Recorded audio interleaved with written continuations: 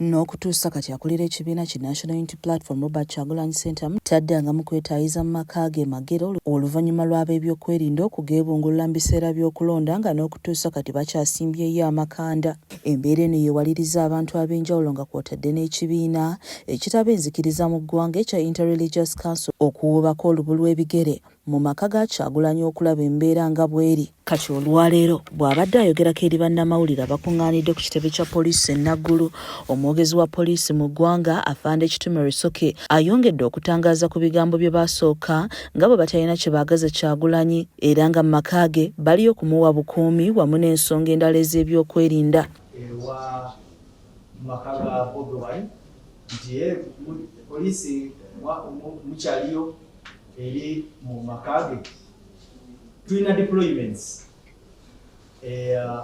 around amakage.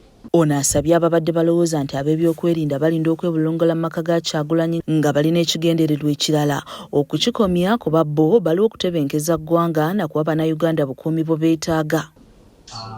Kubanga tulina interests nga security n'okulaba nti tewabaawo obumenyi bw'amateeka obubalukawo nga businziira okuva ewuwe.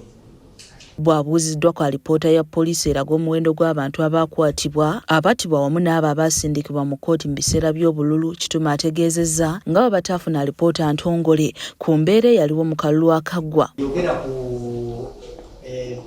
engeri gye mbadde mutambuzaamu okukwata kw'abantu n'abantu abamu abataalutonda mu elections zino. Badde sinaba kufuna information eno naye nsaba nti bwe mba ngifunye ngisharinge namwe bannamawulire. Kitume asinzidde wano n'akubiriza bannayuganda okukomya okwesiga ennyo abantu be basanze ku mitimbagano nga babasaba ssente okubaako bye babakolera. Jengo area yakusakidde emboozi eno ku lwa KSTV agaleero.